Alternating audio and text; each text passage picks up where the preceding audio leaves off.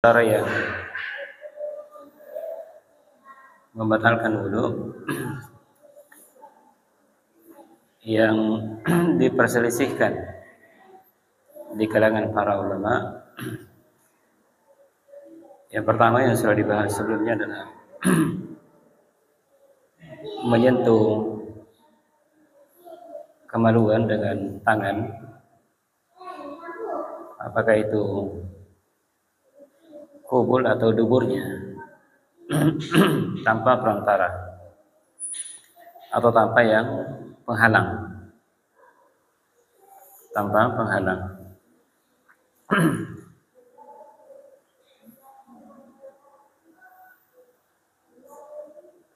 Baik, kemudian yang kedua, untuk pembahasan ini itu memang terjadi perselisihan di kalangan para ulama tentang masalah ini. Hanya saja kalau ingin selamat dari perselisihan, maka ketika dia menyentuh kemaluannya secara langsung, maka hendaknya dia berwudu.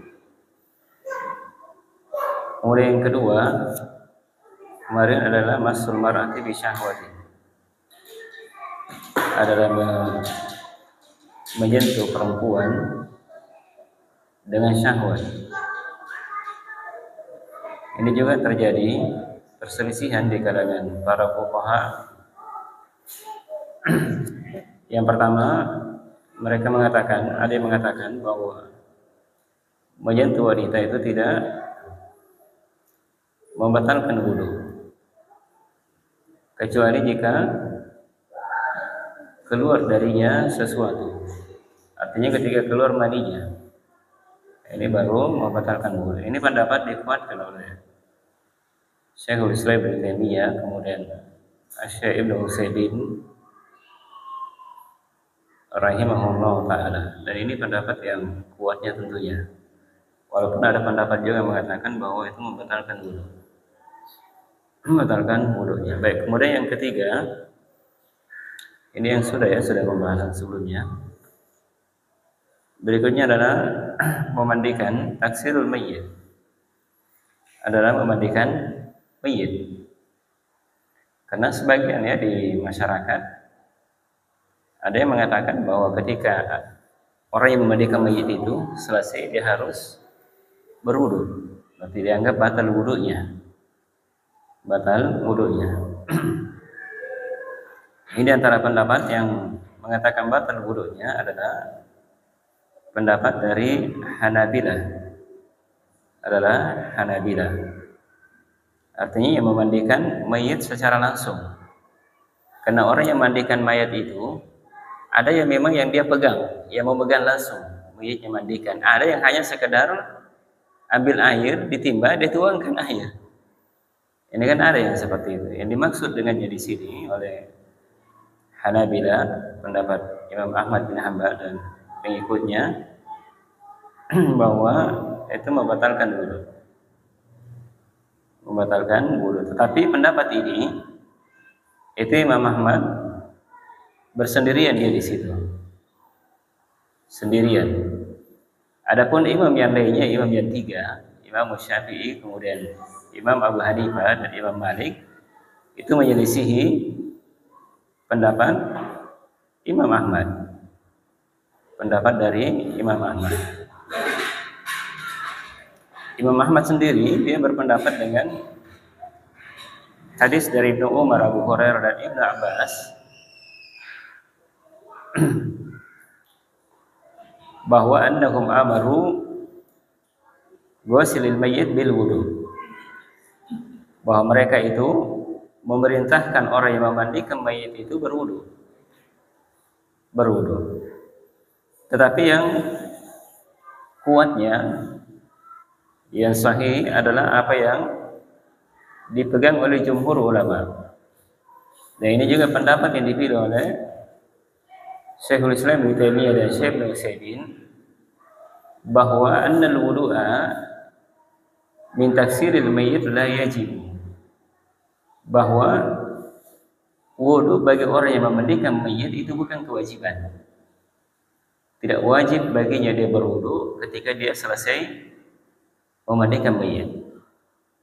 Memandikan mayit. Kenapa? Di antara ilahnya, alasannya bahwa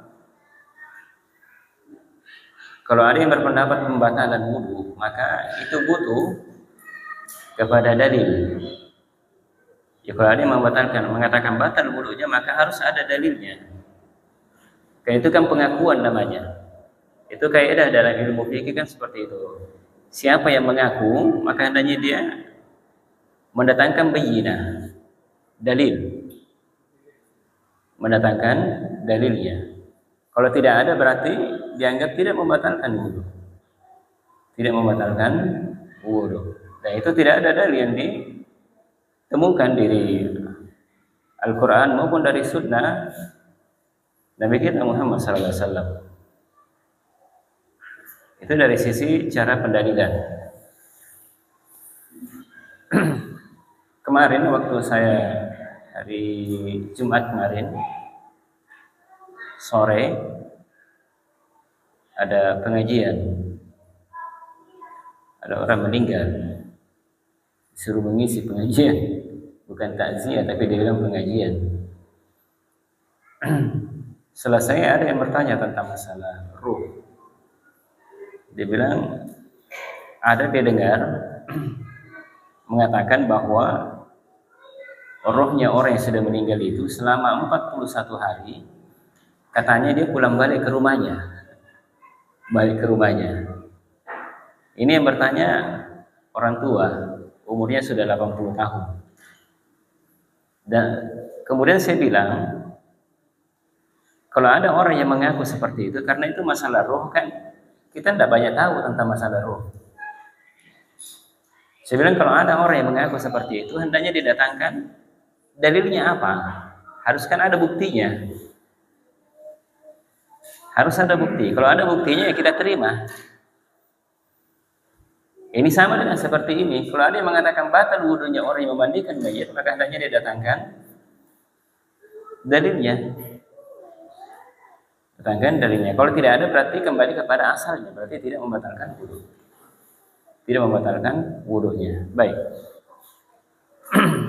Kemudian berikutnya, di antara perkara yang sebagian para ulama memperselisihkannya membatalkan wudu atau tidak, yaitu aklul lahmil ini, memakan daging unta. Makan daging unta. Menurut pendapat Hanabilah, mereka mengatakan bahwa makan daging unta itu membatalkan wudu. Ini juga pendapat Imam Ahmad juga bersendirian di situ. Dia bersendirian dan itu diselisih oleh jumhur ulama. Kebanyakan dari kalangan para ulama menyelisihinya. Mereka mengatakan bahwa memakan daging unta itu tidak membatalkan wudu secara mutlak. Secara mutlaknya. Hanya saja pendapat yang kuatnya, walaupun Imam Ahmad dia bersendirian di situ, tapi ini adalah pendapat yang kuatnya. Pendapat yang kuat. Karena ini juga pendapat dikuatkan, ditiru oleh Imam Al-Baihaqi, Imam Nawawi. Imam Nawawi bahkan mengatakan huwal qawiyyu aw sahih min haitsu dalil. Itu adalah pendapat yang kuat, yang sahih dari sisi pendalilan. Dari sisi pendalilan. Beliau mengatakan bahwa inilah yang saya wa huwa alladhi a'taqidu rujhanahu. Ini yang saya yakini lebih rajih, lebih kuat. Lebih kuatnya. Ini pendapat juga dikuatkan oleh Syekhul Islam Ibnu Taimiyah, kemudian Syekh Abdul Rahman As-Sa'di. Pengarang dari Taisir Karimir Rahman. Guru daripada Syekh Ibnu Utsaimin. Kemudian juga ini pendapat dikuatkan oleh Lajnah Daimah Al-Buhuts Al-Ilmiyah wal Iftah Suriah. Itu dikuatkan. Kenapa? Di antara ilahnya, alasannya, pendalilan mereka, Lianna Nabi sallallahu alaihi wasallam hina su'ila 'anil luhumil ibil qala tawadda'u minha. Ini hadis riwayat oleh Imam Ahmad dan juga diriwayatkan oleh Abu Dawud dari Al-Bara' bin Azib. Bara' bin Azib radhiyallahu taala anhu. Nabi sallallahu alaihi wasallam ketika ditanya tentang makan daging onta, maka Nabi sallallahu alaihi wasallam katakan tawadda'u minha. Berwudulah kalian darinya. Artinya berwudulah kalian ketika selesai makan daging onta. Daging onta. Baik, begitu pula juga dengan hadis riwayat lainnya Imam Ahmad, At-Tirmidzi dan yang lainnya dari hadis Jabir bin Samurah. Nabi sallallahu alaihi wasallam katakan tawadda'u bil luhumil ibil wa la tatawadda'u bil luhumil ghanam. Nabi sallallahu alaihi wasallam katakan berwudulah kalian dari daging onta. Artinya berwudulah kalian ketika makan daging onta. Wala tatawadda'u, dan jangan kalian berwudu dari makan daging kambing. Daging kambing. Baik. Ini menunjukkan kepada kita bahwa pendapat yang lebih kuatnya tentunya adalah makan daging onta itu membatalkan wudu. Kalau ada yang sudah makan daging onta, maka hendaknya dia berwudu. Tapi selain daripada itu tidak. Apakah itu daging kambing atau daging sapi, apalagi daging ayam, mungkin hampir tiap hari makan ayam, nah, itu tidak membatalkan wudu. Baik, kemudian berikutnya di antara perkara juga yang diperselisihkan membatalkan wudu atau tidak adalah ar-riddatu 'anil Islam. Kalau ada orang murtad dari Islam, murtad dari Islam. Pendapat yang dari Imam Ahmad juga, Al-Hanabilah, dan ini juga yang dipegang di sisi mazhab Malikiyah, mereka berpendapat bahwa anna ridda anil islami tu'addu nakirah min nawaqidil wudu. Mereka berpendapat bahwa ridda murtad dari Islam itu dianggap nakirah pembatal, salah satu pembatal dari pembatal-pembatal wudu. Pembatal wudu. Pendalilan dalil mereka dari firman Allah Subhanahu wa taala, "Wa may yakfur bil imani faqad habita 'amaluhu." Ini pendalilan mereka. Barang siapa yang kufur dengan keimanan, kufur dari keimanan berarti kan termasuk di dalamnya riddah, keluar dari Islam. Berarti dia tidak beriman lagi. Tidak beriman lagi. Maka kalau dia tidak beriman, faqad habita 'amaluhu, maka amalannya terhapus seluruhnya. Terhapus seluruhnya. Termasuk di dalamnya adalah wudu. Jadi pahala wudunya juga, amalannya seluruhnya terhapus. Tidak berguna yang lainnya. Walaupun dia pernah sholat sebelumnya, walaupun dia puasa sebelumnya, walaupun dia pernah haji sebelumnya, habita amaluhu, amalannya terhapus seluruhnya. Amalannya terhapus seluruhnya. Dan ayat yang lainnya juga disebutkan seperti itu, sama. Walaqad uhiya ilaika wa ilal ladzina min qablika la in asyrakna la yahbatanna amaluka. Ini ayat mungkin sering kita dengar. Sungguh telah diwahyukan kepadamu, wahai Muhammad, wa ilal ladzina min qablika, dan juga kepada orang-orang sebelum engkau wahai Muhammad. La in asyrakta, jika engkau menyekutukan Allah Subhanahu wa taala, berbuat kesyirikan, la yahbatanna amaluka. Sungguh amalan kalian akan terhapus seluruhnya. Itu kesyirikan besar tentunya. Kalau kesyirikan besar berarti seluruh amalannya yang telah berlalu itu terhapus seluruhnya. Tidak ada pahalanya. Tidak ada pahalanya. Wa li'anna al-wudu'a amalun. Kenapa? Karena wudu itu adalah amalan. Maka faya betul birriddah, maka dia batal karena riddah, murtad dari agama Islam. Dan ini pendapat yang sahih, yang kuatnya tentunya. Pendapat yang kuatnya. Walaupun sebagian pendapat juga yang kedua, sebagian dari para fuqaha Mereka mengatakan bahwa keluar dari Islam itu tidak membatalkan wudu. Tidak membatalkan wudu. Di antara alasannya ini dari ayat Al-Qur'an, dari surah Al-Baqarah. Mereka, Allah Subhanahu wa taala berfirman, "Wa may yartadida minkum an dinihi fayamut wa huwa kafir. Fa ulaika habitat a'maluhum fid dunya wa fil akhirah." Ini pendalilan mereka bahwa barang siapa yang yartadid, siapa yang murtad di antara kalian dari agamanya, dari agama Islam, kemudian dia meninggal. Wa huwa kafir, maka dia dalam keadaan kafir. Maka mereka itu adalah orang-orang habitat a'maluhu, amalan mereka itu terhapus seluruhnya dunia maupun akhirat. Mereka mengatakan bahwa siapa yang murtad dari agamanya kemudian dia mati. Ini ilahnya.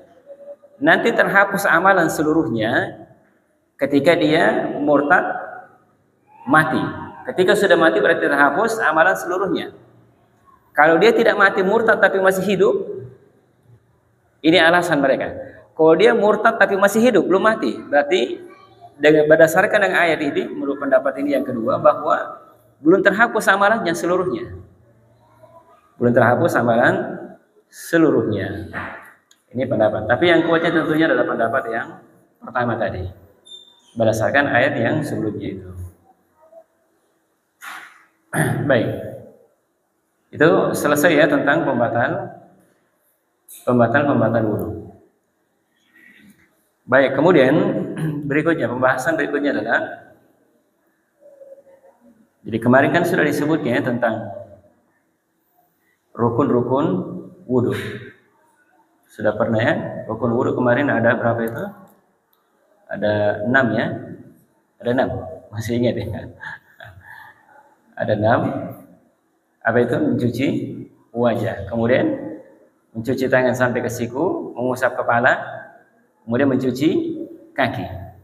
Kemudian yang kelima harus tertib berurutan.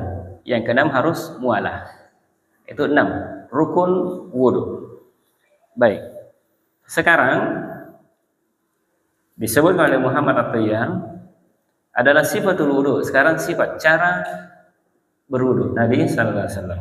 Baik, boleh sebutkan di sini, disimpulkan dari pembahasan sebelumnya. Baik. Yang pertama beliau katakan ayyan hiya bi qalbihi wudu. Yang pertama dia harus berniat di dalam hatinya. Dan ini berlaku untuk seluruh ibadah, bukan hanya wudu saja. Apakah itu sholat, apa itu puasa, apa itu umroh, haji, dan sebagainya yang masuk dalam ibadah harus ada niatnya. Harus ada niat. Yang pertama harus ada niat. Yang pertama, summa yusaddiqu qailan bismillah. Setelah dia ada berniat dalam hatinya, niatnya, kemudian yang kedua adalah membaca bismillah. Kalau saya salah Hasan, ada yang mengatakan bismillahirrahmanirrahim, beliau bolehkan. Boleh saja. Kalau mencukupkan bismillah, itu juga boleh juga. Baik, jadi setelah niat membaca bismillah, kemudian wa yaksilu kaffaihi salasan istihbaban li ghairil qaimi minan naumil laili.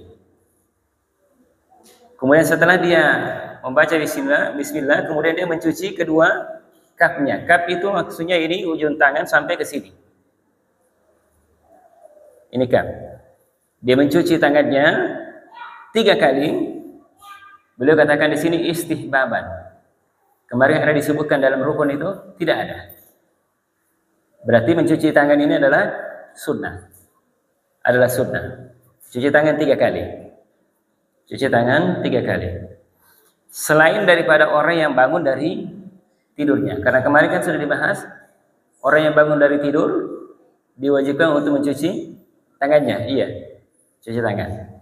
Selain daripada itu, artinya kalau dia mau berwudu, sebelum dia berwudu dia cuci tangannya 3 kali, kafnya 3 kali. Itu adalah istihbaban, sunnah.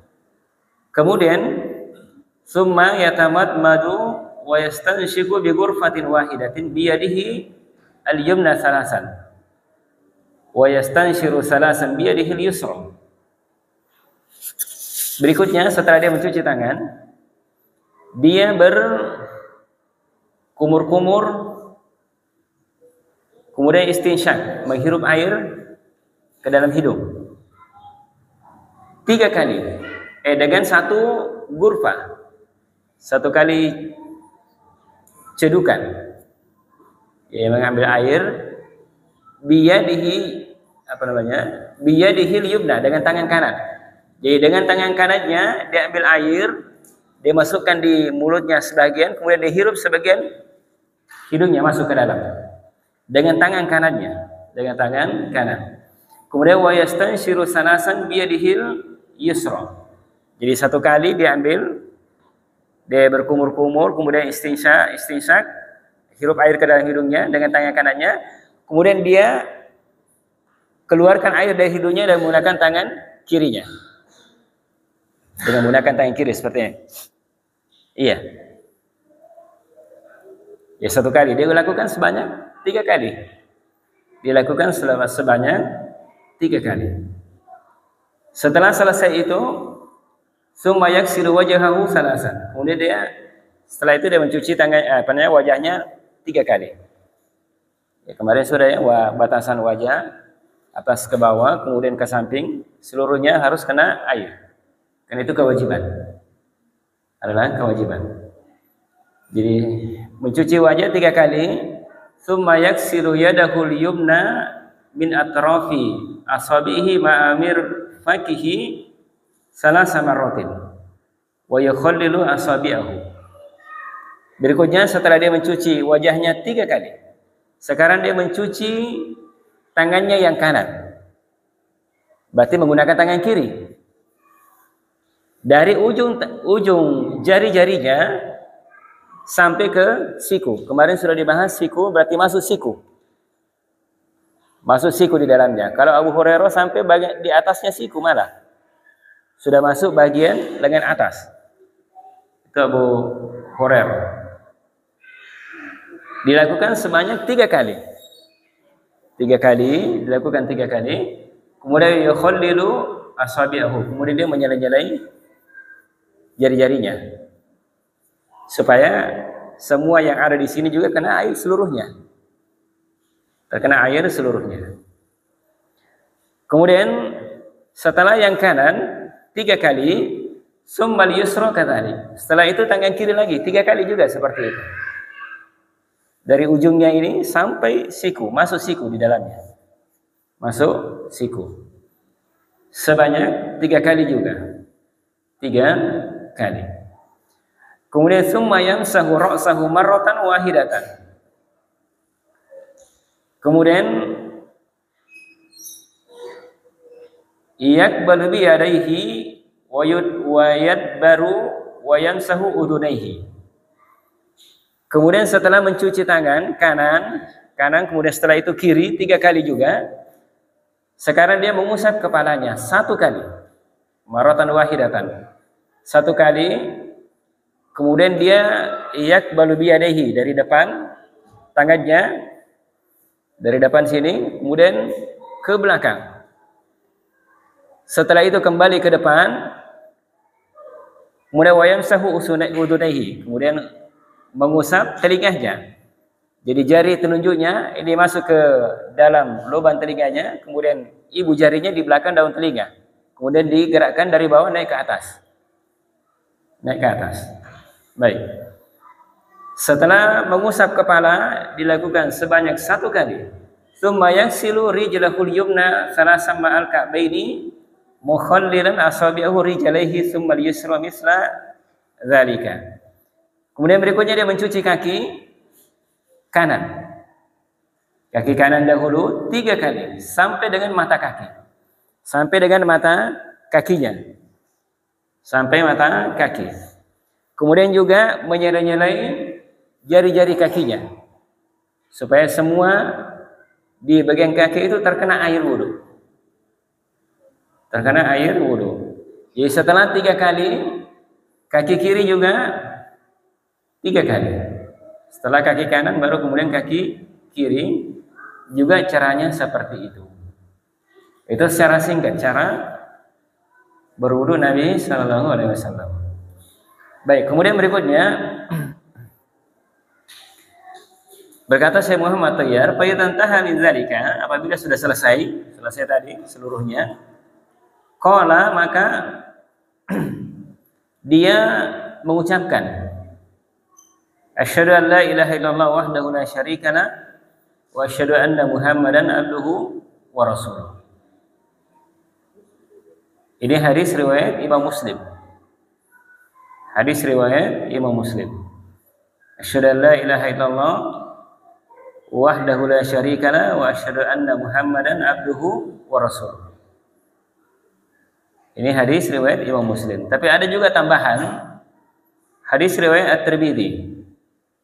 Hadis riwayat At-Tirmidzi ya. Hadis ini tambahan ini sebenarnya disahihkan oleh Syekh Al-Albani.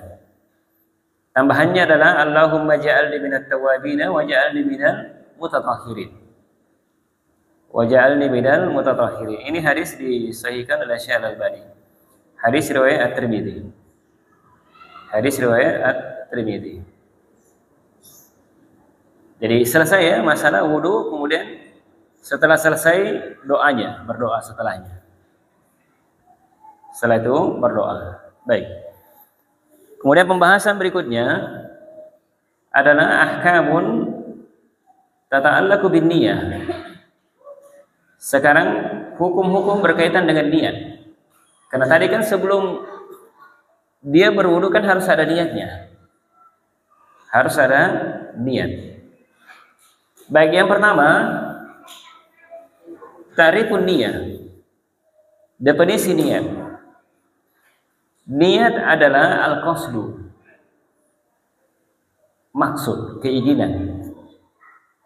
Al-azam, tekad yang kuat untuk melakukan ibadah. Jadi kalau sudah terbetik dalam hati untuk berwudu, itulah niat namanya. Itulah niat. Begitu pula kalau ada orang mau sholat misalnya, kalau sudah terbetik dalam hatinya keinginan untuk sholat, itu niat namanya. Itu niat. Ya namanya niat adalah qasdu, maksud, keinginan. Adalah keinginannya. Itu yang pertama. Kemudian yang kedua adalah mahallun niyat, tempatnya niat. An-niyatu mahalluha al-qalb. Niat itu tempatnya di hati. Adalah di hati. Maka fala ya'lamu niyatal ibadi illallahu ta'ala. Maka tidak ada yang mengetahui niat itu kecuali Allah Subhanahu wa taala. Akan tetapi walakin hal yantiqu biha. Tetapi apakah dia harus ucapkan? Apakah harus diucapkan niat itu? Diucapkan niat itu. Ini ada beberapa pendapat di kalangan para ulama. Pendapat yang pertama mengatakan bahwa annahu yusannu an-nutqu biha sirran. Yang pertama bahwa disunnahkan dia mengucapkannya niat itu tapi sir. Tapi apa namanya? Secara sir, rahasia. Diucapkan tapi tidak kedengaran oleh orang lain. Berarti apa namanya? Bibirnya itu bergerak. Bibirnya bergerak. Karena dia ucapkan. Diucapkan niatnya tetapi hanya sir saja, tidak didengar orang lain. Orang lain tidak mendengarnya. Ini pendapat masyhur dari mazhab Imam Ahmad bin Hanbal, Hanabilah.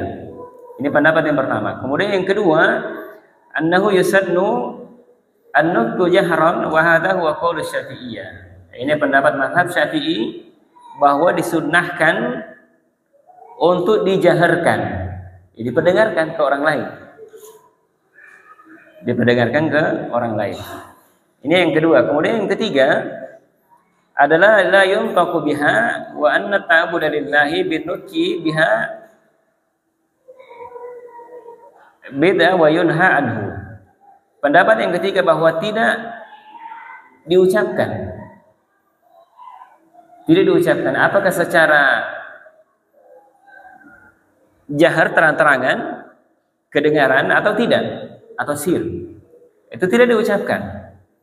Kenapa? Karena ta'abbud artinya beribadah kepada Allah Subhanahu wa taala dengan mengucapkan niat itu adalah perkara sesuatu yang baru dalam agama dan itu dilarang darinya. Dilarang darinya. Di antara ilahnya, dalilnya, pendalilannya, wa yadullu lidzalika anna Nabi sallallahu alaihi wasallam wa ashabahu lam yakunu yantikuna bin niyati itlaqan. Di antara pendalilannya bahwa Nabi sallallahu alaihi wasallam dan para sahabatnya tidak ada dari mereka yang mengucapkan niat mereka. Diucapkan dengan lisannya. Ini pendapat yang dikuatkan oleh mazhab Imam Malik. Kemudian juga salah satu dari riwayat mazhab Hambaliyah.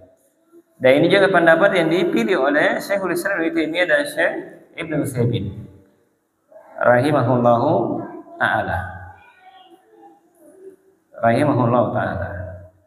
Itu yang kuatnya tentunya bahwa niat itu tempatnya dalam hati, tidak diucapkan dengan lisan secara sir maupun jahar atau jahar.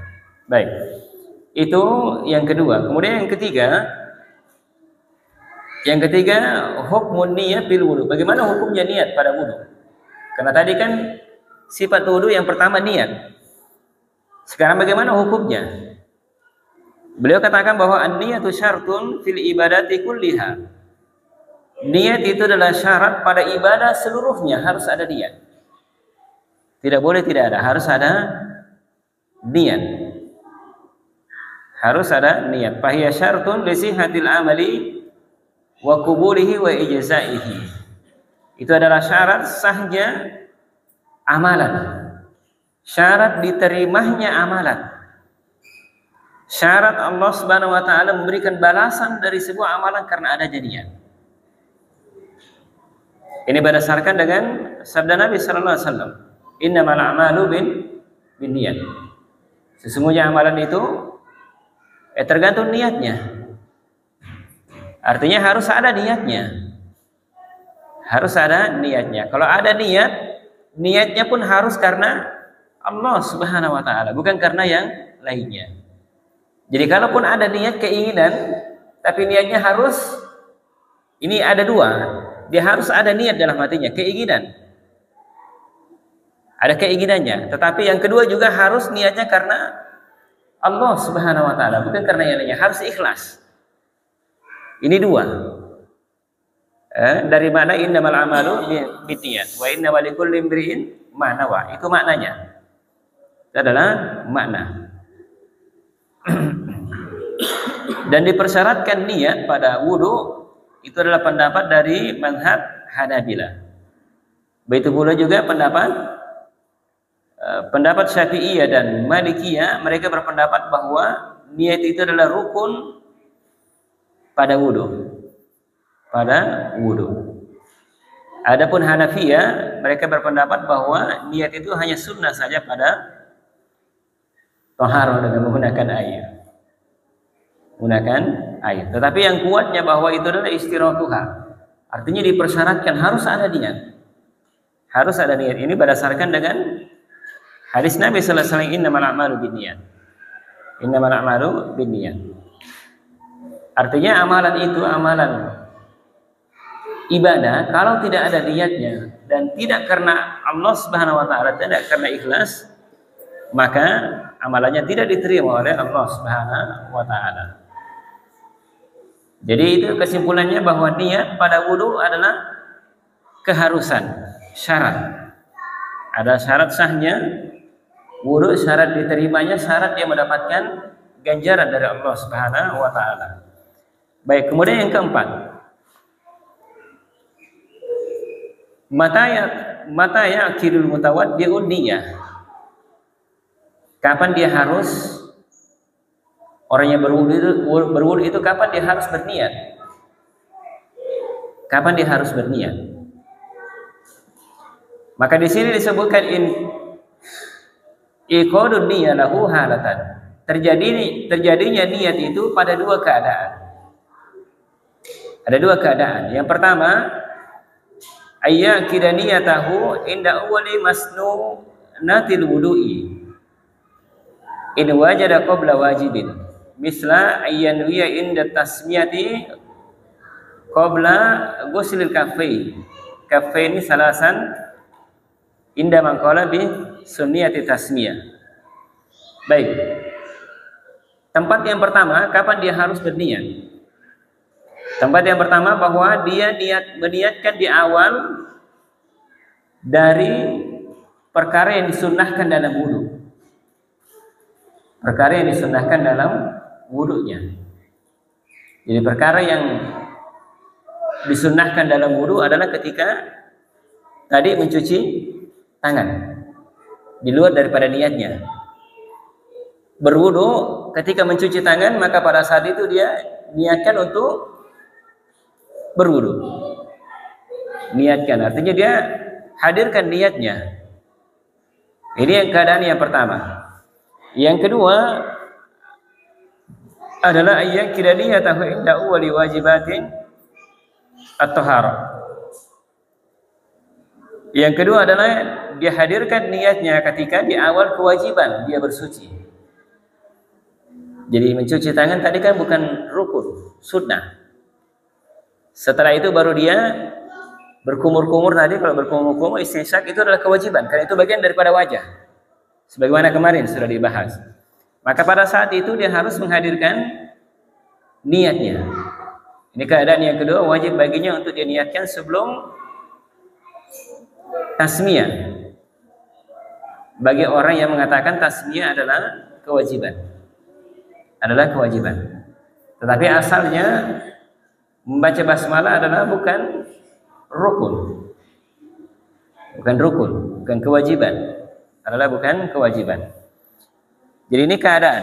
Dua keadaan. Boleh, artinya boleh dia hadirkan niatnya pada saat dia mencuci tangannya. Boleh pada saat akan mencuci wajahnya.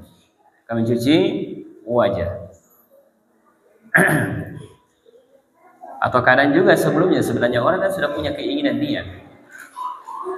Keinginan niatnya mau pergi berwudu, karena sebelum dia mencuci tangannya dia sudah niatkan di situ untuk berwudu.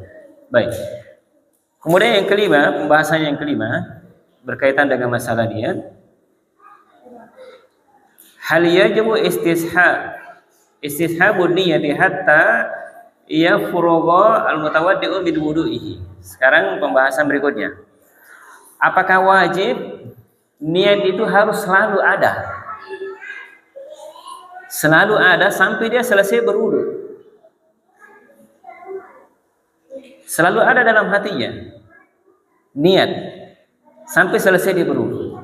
Apakah harus ada? Harus wajib seperti itu? Ini ada 4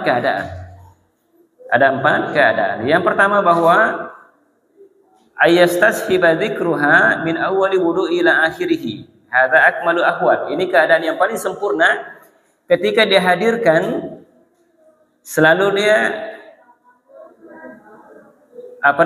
niat dari awal sampai selesainya dia berwudu.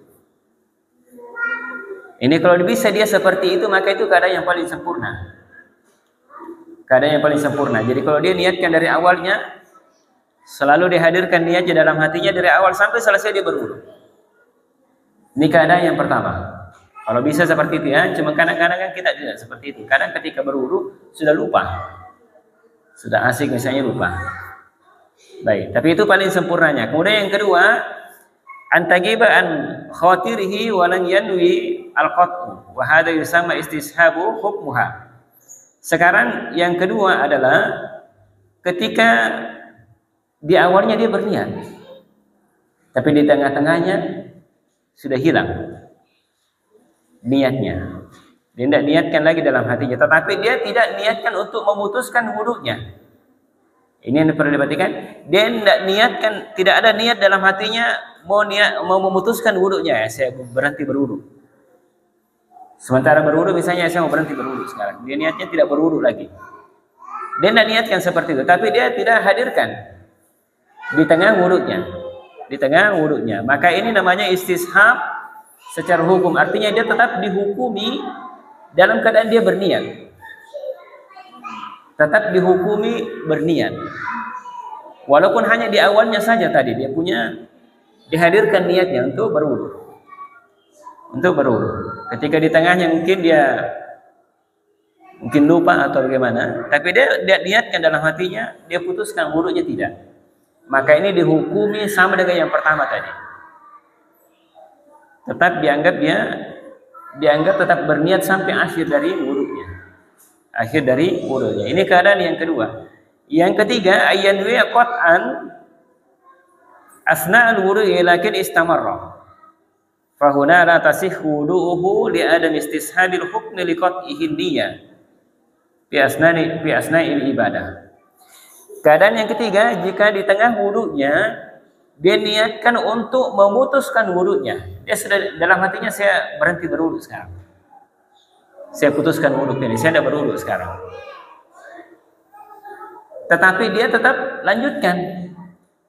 Dia putuskan niatnya dalam hatinya, tetapi dia lanjutkan wudunya. Dia lanjutkan wudunya. Maka yang seperti ini keadaannya wudunya dianggap tidak sah.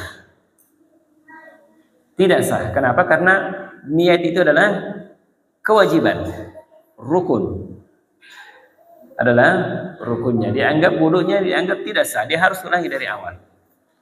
Dia harus ulangi dari awalnya. Baik. Sekarang keadaan yang keempat. Keadaan yang keempat ini dia niatkan untuk memutuskan wudunya. Niat dia putus wudunya setelah selesai dia berwudu. Sudah selesai misalnya berwudu, cuci kaki, baru dia niatkan putus wudunya. Putus wudunya. Maka yang seperti ini tidak membatalkan wudunya. Tidak batal wudunya. Kenapa? Karena di dalam kaidahnya bahwa anna qat'an niyatil ibadah badal faragi minha la athara lahu. Kenapa memutuskan niat ibadah itu setelah selesainya ibadah itu, maka tidak ada pengaruhnya. Artinya ibadah yang telah dilakukan dianggap tetap sah. Dianggap tetap sah. Baik, itu keadaan. Kemudian berikutnya masih ada waktunya. Sekarang yang keenam adalah fi dzikri ba'di suwarin niyat. Sekarang bentuk-bentuk niatnya. Ini harus diperhatikan juga. Bentuk-bentuk niatnya. Bentuk niat. Yang pertama bahwa dia meniatkan ayyanwiya raf'al hadas. Jadi ada orang berwudu, dia niatkan untuk mengangkat hadasnya. Bukan dia niat untuk berwudu, tapi dia berniat untuk mengangkat hadasnya supaya dia tidak berhadas. Supaya dalam keadaan suci. Dalam keadaan suci. Contohnya dia berwudu dengan niat untuk mengangkat hadas. Untuk mengangkat hadas.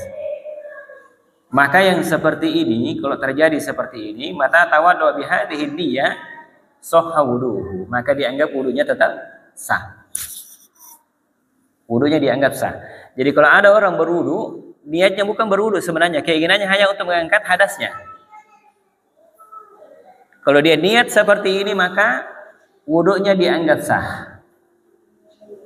Dianggap sah. Ini keadaan yang pertama. Bentuk yang pertama. Kemudian yang kedua, ayyaniwi tahara lima yajibu lahu. Bentuk niatnya, dia berniat untuk bersuci. Berniat tahara, bersuci, karena itu kewajiban bagi dia. Karena wajib bersuci, berwudu, maka dia berwudu. Misalnya contoh ayyaniwi tahara li syai'in la yubahu illa bi tahara kas-shalah. Misalnya dia niatkan bersuci untuk sesuatu yang tidak dibolehkan kecuali harus bersuci. Misalnya sholat kan harus berwudu, maka niatnya adalah niatnya bersuci karena itu keharusan dari sholat, atau tawaf atau menyentuh mushaf. Bagi ini yang berpendapat wajibnya.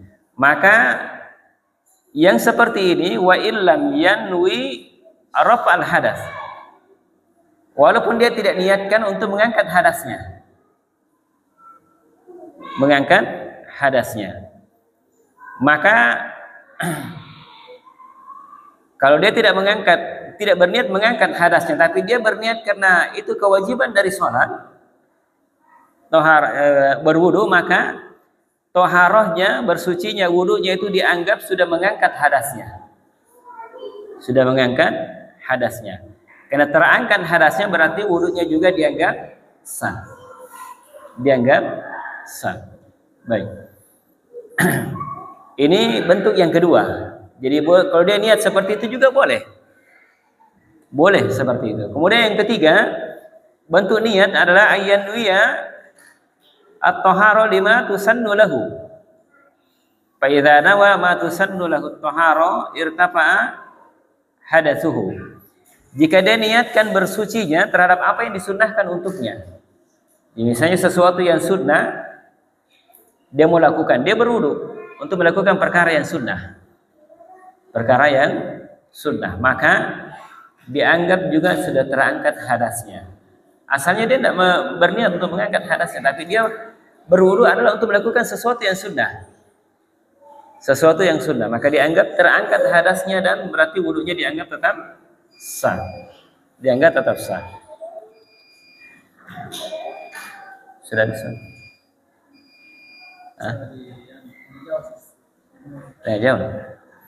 Baik, itu bentuk yang ketiga. Nanti pada pertemuan berikutnya bentuk yang keempat dari niat.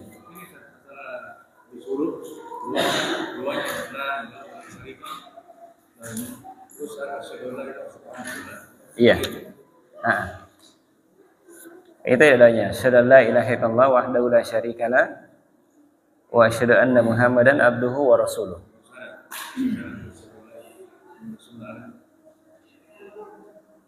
Ini tadi, asyhadu an la ilaha illallah wahdahu la syarikalah wa asyhadu anna Muhammadan abduhu wa rasuluh. Kalau mau ditambah ada juga. Ini walaupun sebenarnya memang diperselisihkan ini yang terakhir ini. Tambahan, Allahumma ja'alni minat tawwabina wa ja'alni minal mutatahhirin. Ini memang ada perselisihan ya tentang masalah ini ya, tambahan terakhir. Kalau mau ditambah juga boleh, kalau tidak juga tidak ada masalah. Gimana berurus sambil berbicara? Bagaimana itu?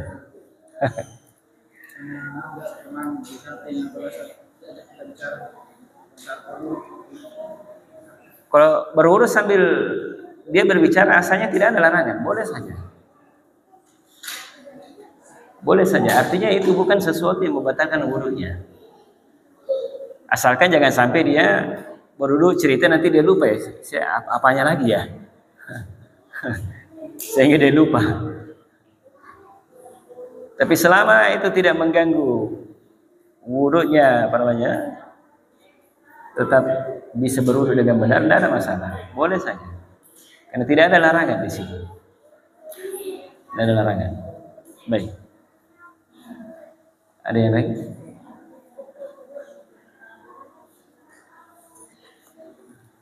Baik, saya kira cukup. Mudah-mudahan ada manfaatnya. Subhanakallahumma wa bihamdika, asyhadu an la ilaha illa anta, astaghfiruka wa atubu ilaik. Assalamualaikum warahmatullahi wabarakatuh.